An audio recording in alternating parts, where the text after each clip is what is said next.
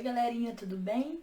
Então, nós vamos começar agora a fazer a correção das atividades que eu pedi para vocês fazerem na aula passada, né? Que é a página 27 e 28, do número 1 ao número 4. Então, nós vamos iniciar a nossa correção, né? E a primeira pergunta é: relacione o surgimento do comércio ao desenvolvimento das técnicas de agricultura e a domesticação de animais. Então, olha só. Com o desenvolvimento de técnicas agrícolas, houve um aumento da produção, com certeza, né? As técnicas agrícolas, arado, charrua, elas se tornaram, né, técnicas agrícolas que produziram mais. Houve um aumento de produção, né? Que gerou um excedente. Tinha comida para todo mundo e sobrava, né? Que poderia ser trocado e impulsionado assim o comércio. Então, outro fator importante que ajudou o desenvolvimento da agricultura foi a domesticação de animais. Os animais, eles foram, além da caça, né, para caça, eles também foram usados na agricultura. E também para o transporte e também para puxar o arado, que era para, e com isso houve um desenvolvimento da agricultura, né? Ela se tornou melhor, então houve um excedente de produção e com isso surgiu o comércio, as trocas, né? Então, essa é a número 1. Então, vamos para a número 2, né?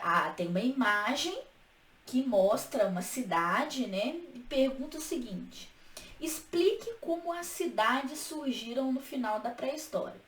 Então, toda aquela história, no período finalzinho do Neolítico, né, como o homem começou a criar animais, desenvolver a agricultura, se tornou sedentário, fixou moradia, né? Então, o homem, nessa medida, como ele foi fixando moradia, a agricultura aumentou ainda cada vez mais o número de pessoas, essas aldeias foram se tornando maiores, né, se transformando em grandes aglomerações que se transformaram em grandes cidades, né, e foram se organizando mais para frente, se transformando em estados. Estados é uma organização mais aprimorada, melhor, né, que tem leis, que tem regras, que tem valores, que tem uma religião em comum, uma cultura em comum. Então, assim, o estado é uma instituição muito desenvolvida, né, que serviu para organizar esses grupos.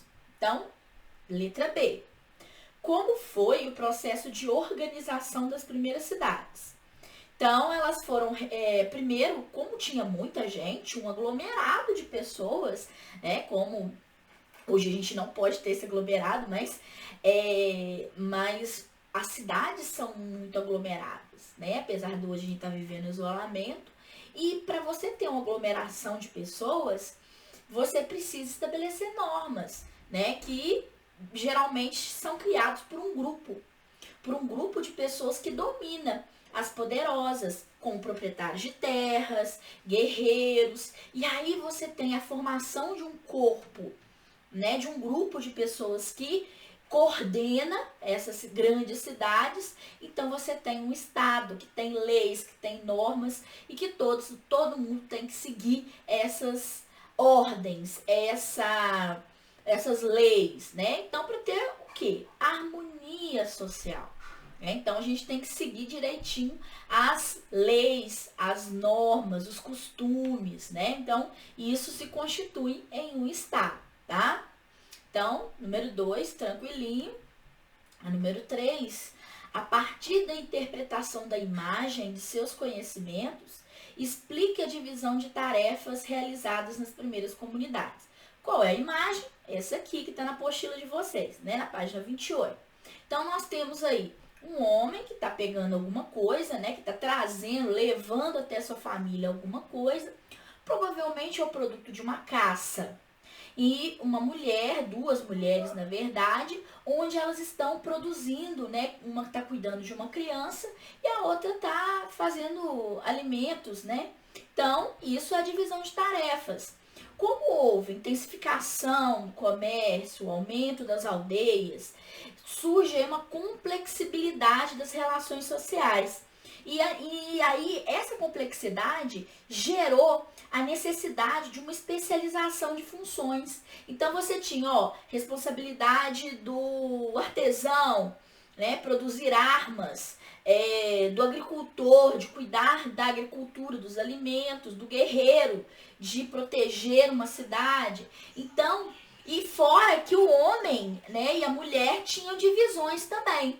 O homem na caça, a mulher cuidando das crianças e fazendo seu alimento, no caso, que é a figura, né? Houve uma divisão de tarefas.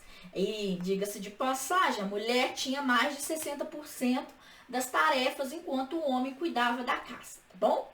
Então, nós temos um papel mais importante aí em relação aos homens.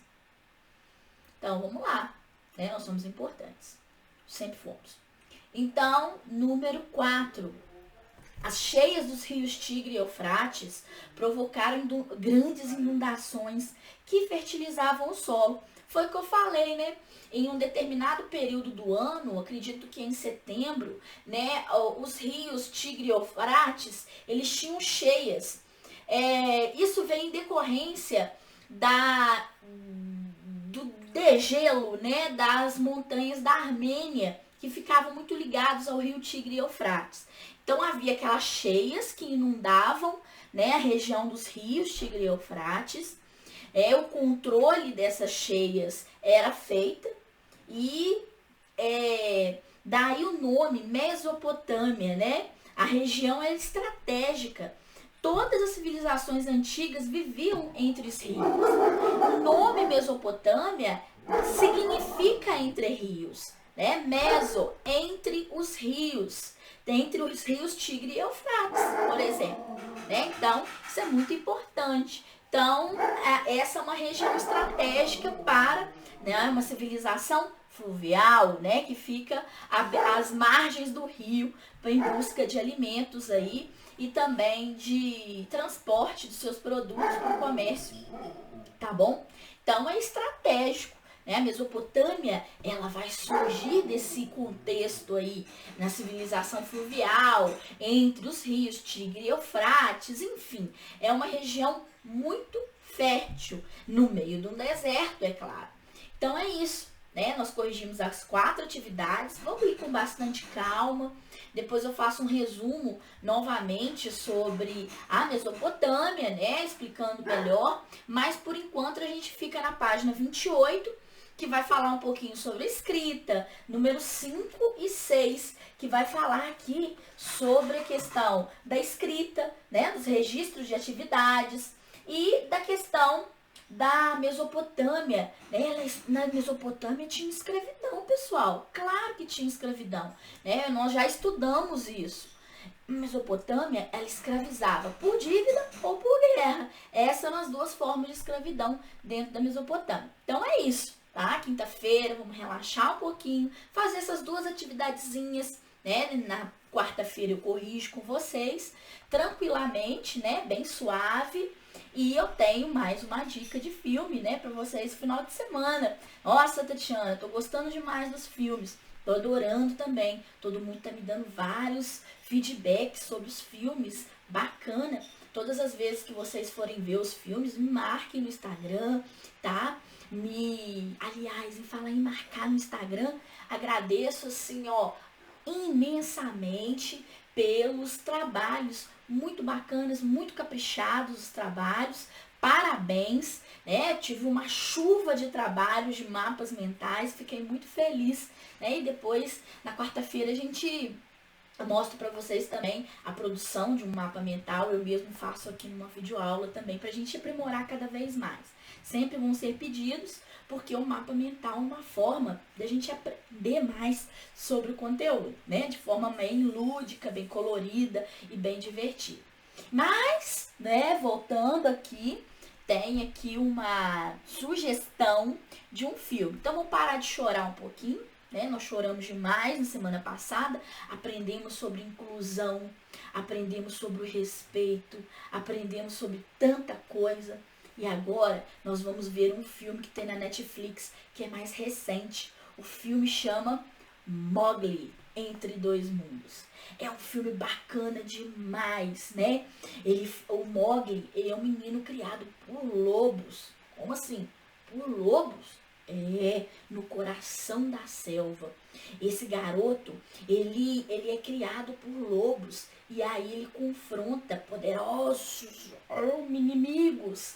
E suas próprias origens nessa jornada para descobrir onde que ele vive. Ele tem que viver com os humanos ou com os animais. Esse filme, eu vou explicar direitinho na próxima aula, ele é muito importante para a gente entender qual que é o lugar da gente no mundo, né? O respeito pela natureza. É muito interessante e muito divertido e muitas aventuras, tá bom? Então é isso, tá? Um grande abraço para todos vocês, estou com muita saudade, beijos, tá? E nos vemos aí nas próximas videoaulas.